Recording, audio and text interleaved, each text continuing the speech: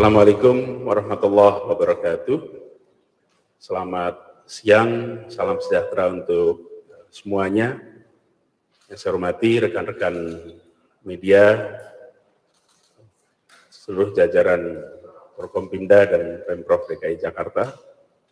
Pada kesempatan siang hari ini, kami akan menyampaikan beberapa butir rencana pelaksanaan PSBB di Provinsi DKI Jakarta. Bersama kami, Bapak Wakil Gubernur DKI Jakarta, Ahmad Riza Patria, juga Bapak Pangdam Jaya, Majen TNI Dudung Abdurrahman, Bapak Kapolda Metro Jaya, Irjen Polisi Nana Sujana, Kepala Kejaksaan Tinggi DKI Jakarta, Bapak Dr. Asri Agung Putra, juga juru bicara Satgas Penanganan COVID-19, Profesor Dr. Wiku Bakti Bawono Adisasmito. Kami menyadari bahwa pada saat ini seluruh masyarakat, kita semua masih menghadapi tantangan yang tidak kecil terkait dengan COVID ini. Dan kami di DKI Jakarta terus memastikan bahwa semua langkah yang kita lakukan adalah untuk memastikan keselamatan warga Jakarta, warga Indonesia, dan semua yang berkegiatan di kota ini.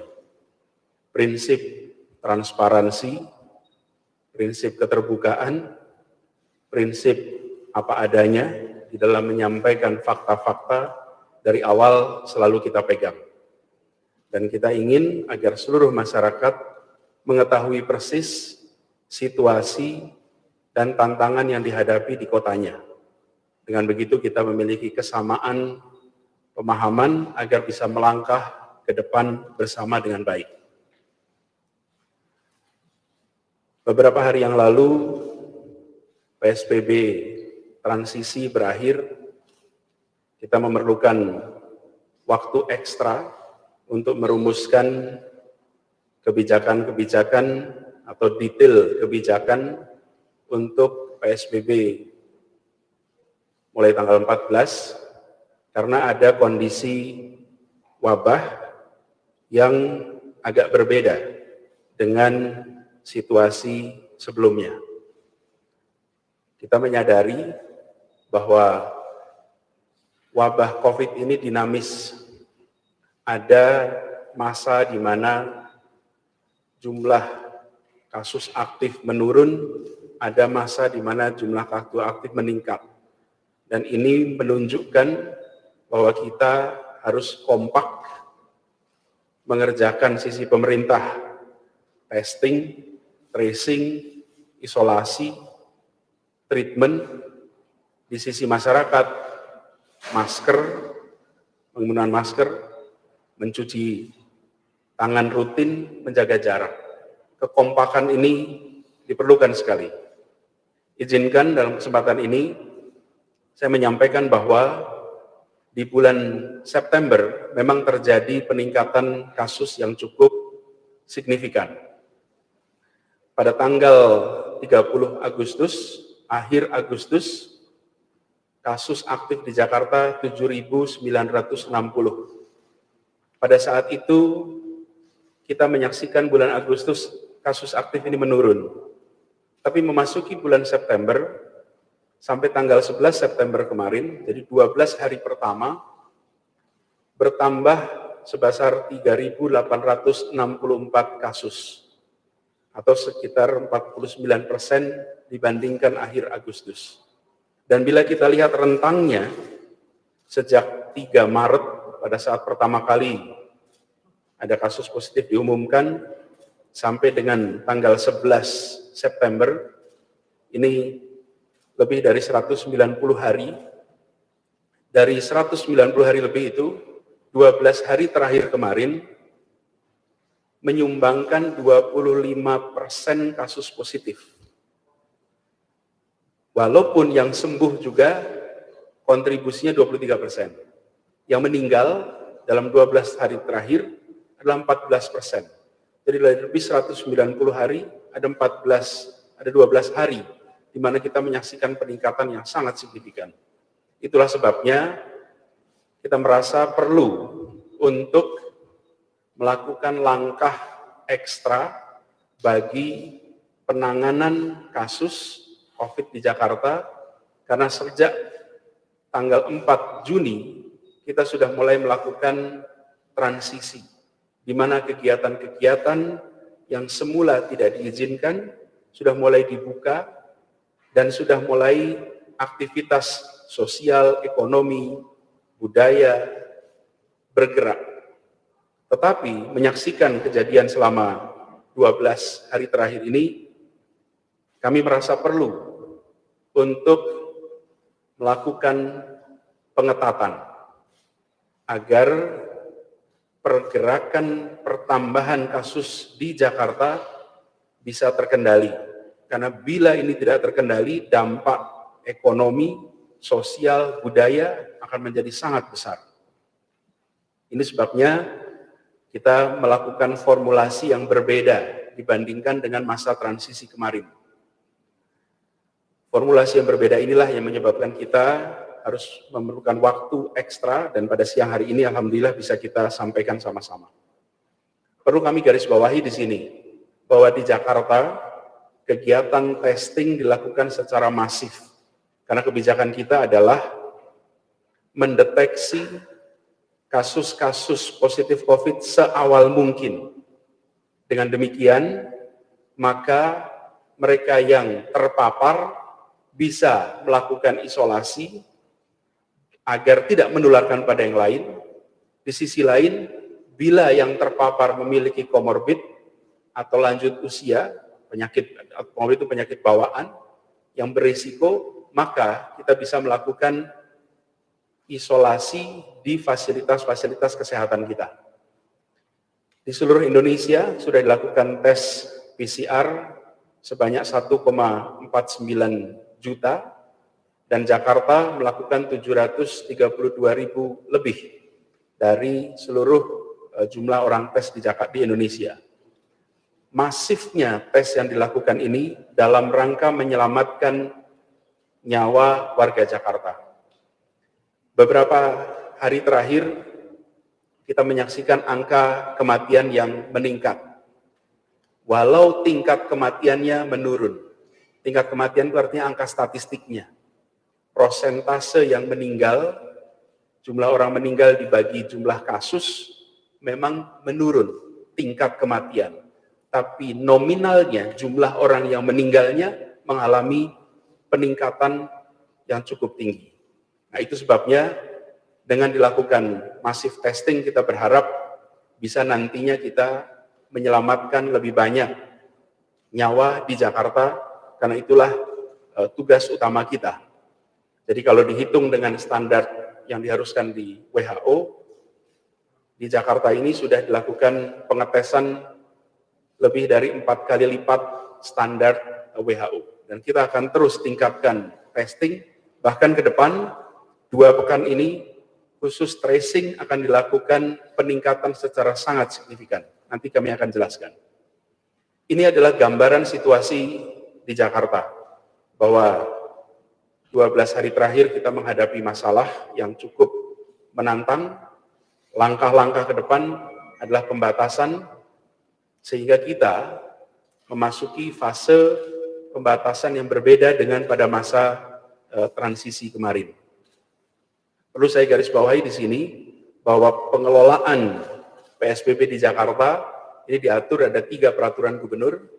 Peraturan Gubernur nomor 33 tahun 2020, ini tentang pelaksanaan pembatasan sosial berskala besar, ditetapkan pada 9 April 2020. Kemudian Peraturan Gubernur DKI Jakarta nomor 79 tahun 2020, ditetapkan tanggal 19 Agustus, ini terkait dengan penerapan disiplin dan penegakan hukum protokol kesehatan.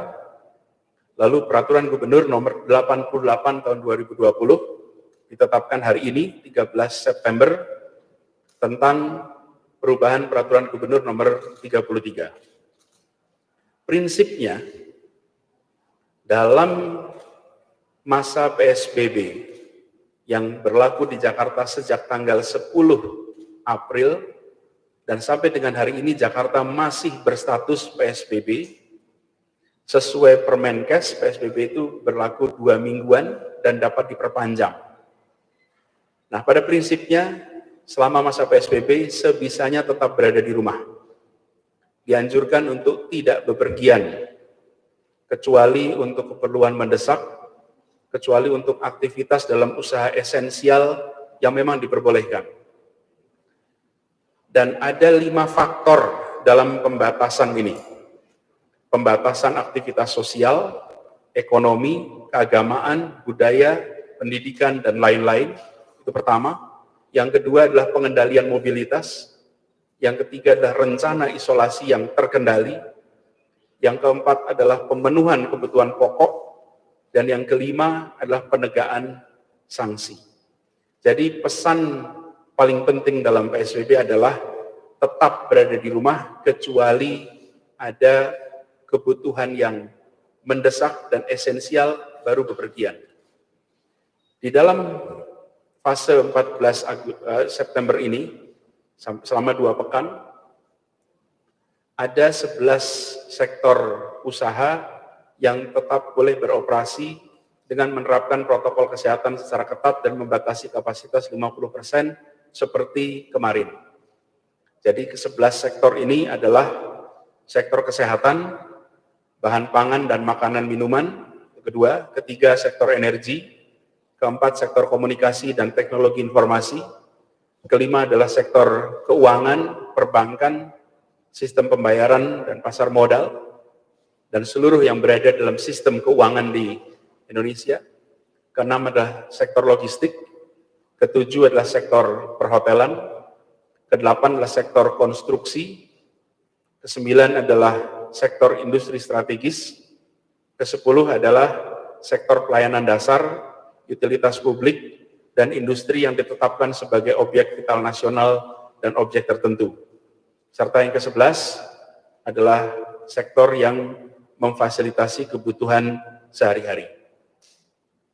Adapun beberapa kegiatan yang harus ditutup sementara selama 2 pekan ke depan, meneruskan semua institusi pendidikan, sekolah masih tetap tutup. Lalu seluruh kawasan pariwisata, taman rekreasi, semua kegiatan hiburan tutup.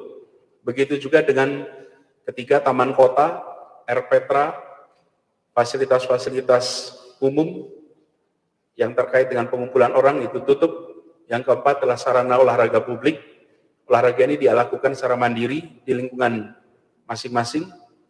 Dan kelima juga kegiatan resepsi pernikahan, seminar, conference, semua dibatasi, khusus untuk pernikahan dan pemberkatan perkawinan dapat dilakukan di KUA atau di kantor catatan sipil.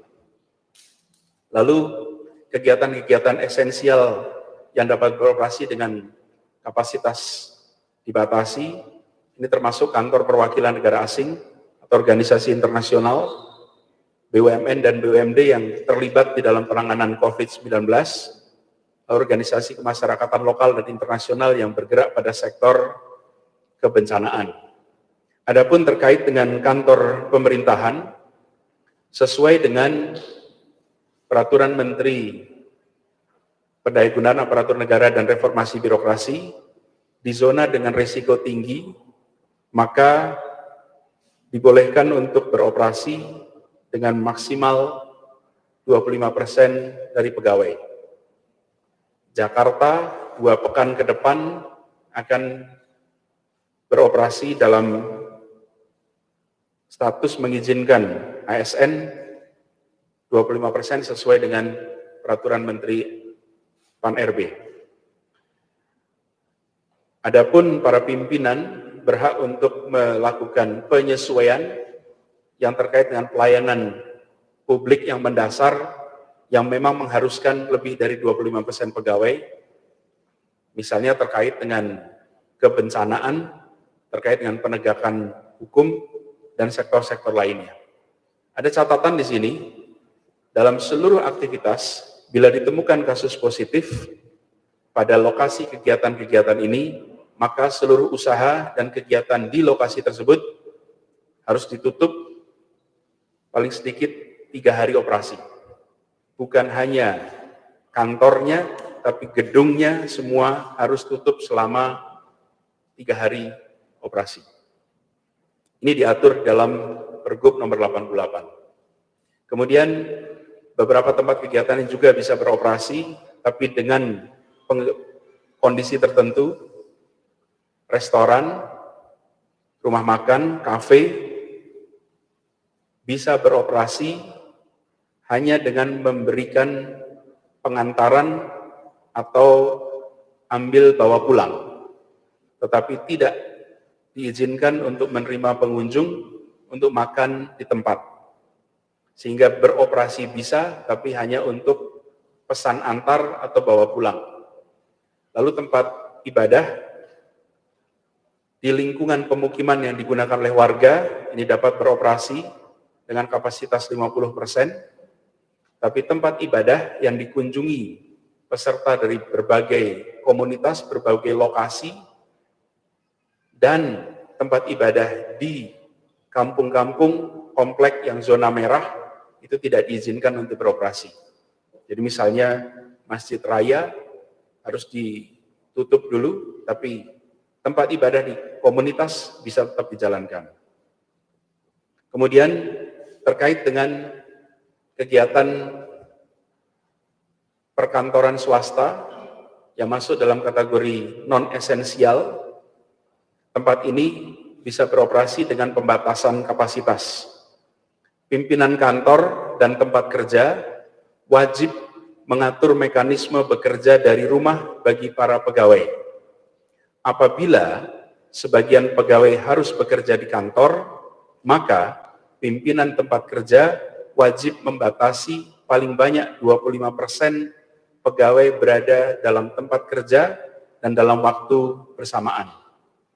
Pasar dan pusat perbelanjaan dapat beroperasi dengan menetapkan batasan kapasitas paling banyak 50% pengunjung yang berada dalam lokasi yang bersamaan, tapi restoran, rumah makan, kafe yang berada di dalamnya hanya boleh menerima pesan antar dan bawa pulang. Dalam masa 3 bulan ini, pasar alhamdulillah telah menjadi tempat di mana kedisiplinan untuk pengawasan terjadi antar para pedagang. Tindakan kita untuk menutup pasar bila ditemukan kasus positif telah membuat para pedagang bersama-sama menegakkan kedisiplinan untuk menghindari pasarnya ditutup. Jadi saat ini kita menyaksikan justru kasus terbanyak dari kejadian-kejadian yang sekarang bermunculan adalah dari perkantoran. Itulah sebabnya dalam PSBB mulai 14 September ini, fokus utama kita adalah pembatasan di arena perkantoran. Di arena perkantoran pemerintahan, kedisiplinan untuk mengatur jam kerja dan mengatur jumlah pegawai telah berjalan lebih baik. Tapi di swasta harus ada peningkatan kedisiplinan. Karena itulah dengan diwajibkan para pimpinan mengatur pekerjaannya bekerja dari rumah, apabila harus bekerja maka sebanyak-banyaknya 20%, harapannya kita bisa menekan kasus yang bermunculan di klaster perkantoran.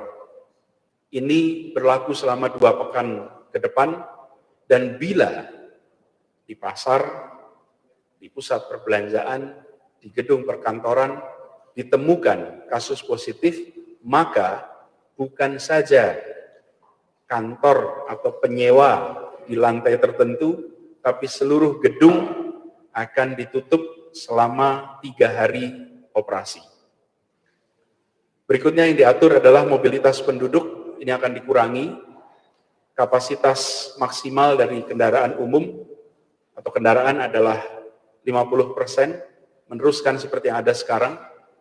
Kemudian ada pembatasan frekuensi layanan dan armada, lalu transportasi darat, kereta, dan kapal penumpang juga diatur dengan pembatasan jumlah penumpang per kendaraannya. Detailnya nanti akan diatur secara teknis melalui surat keputusan Kepala Dinas Perhubungan. Adapun kendaraan pribadi hanya boleh diisi maksimal 2 orang per baris kursi, kecuali bila kendaraan pribadi mengangkut keluarga yang berdomisili satu rumah. Tapi bila tidak satu domisili, maka harus mengikuti ketentuan maksimal 2 orang per baris. Kebijakan ganjil genap ditiadakan selama PSBB. Motor berbasis aplikasi diperbolehkan untuk mengangkut barang dan penumpang dengan menjalankan protokol kesehatan yang ketat, dan detail dari aturan-aturan ini akan disusun melalui SK Kepala Dinas Perhubungan. Terkait dengan sarana isolasi, seperti pernah kami sampaikan, kita membutuhkan untuk bisa mengendalikan penularan agar makin terbatas dengan cara mereka-mereka yang terpapar diisolasi. Kami sampaikan terima kasih kepada gugus tugas nasional, kepada pemerintah pusat yang telah memberikan dukungan untuk kita bisa menitipkan warga yang harus isolasi di fasilitas isolasi mandiri, baik di Kemayoran maupun di hotel dan penginapan atau wisma dan tempat-tempat lain yang ditunjuk oleh gugus. Jadi, mulai besok, semua yang ditemukan positif diharuskan untuk isolasi secara terkendali di tempat-tempat yang telah ditetapkan. Isolasi mandiri di rumah tinggal harus dihindari karena ini berpotensi pada penularan klaster rumah. Dan ini sudah terjadi karena tidak semua kita memiliki pengetahuan, pengalaman untuk bisa menjaga agar kesehariannya tidak menularkan pada orang lain. Bila ada kasus positif yang menolak diisolasi di tempat yang telah ditentukan, maka akan dilakukan penjemputan oleh petugas kesehatan bersama dengan aparat penegak hukum. Dan kemudian kegiatan tracing, Dinas Kesehatan melalui Puskesmas akan melakukan active case finding, dan setiap masyarakat yang ditemui dalam kegiatan active case finding wajib untuk menerima kegiatan testing untuk menyelamatkan yang bersangkutan. Bila yang bersangkutan itu memiliki potensi positif, wajib untuk dites. Penentuannya oleh tim Dinas Kesehatan. Kemudian protokol kesehatan ini akan diintensifkan, penegakan disiplin dilakukan bersama nanti oleh Polri, TNI, Satpol PP, beserta dengan OPD yang sudah ditugaskan. Dan kita akan mengintensifkan di 2 pekan ke depan, mudah-mudahan pekan-pekan berikutnya kondisi sudah lebih baik, sehingga kedisiplinan bisa terjamin.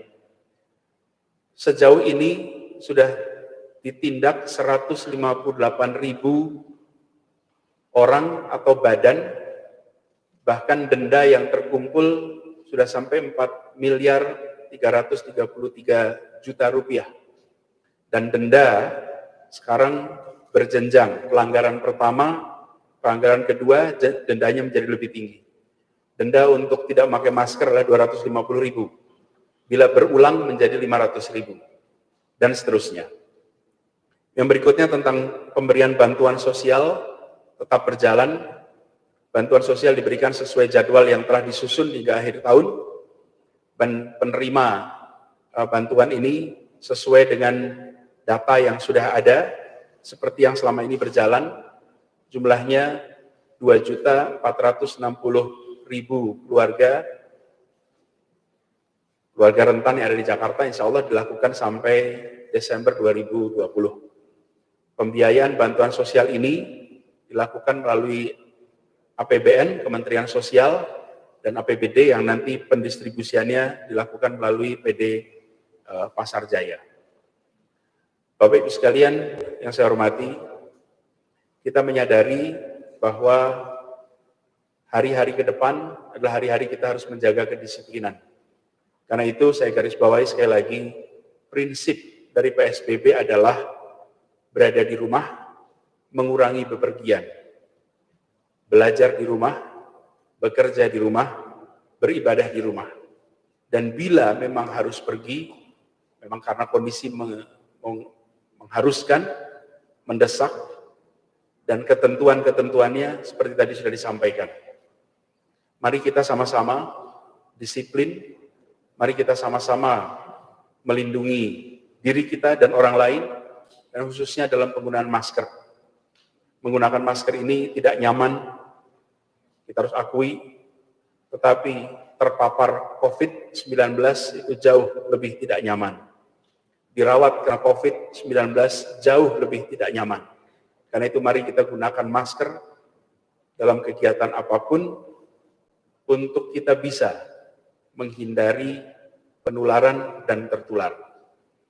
Demikian penjelasan mengenai pelaksanaan PSBB di DKI Jakarta yang akan dimulai laksanakan hari Senin tanggal 14 September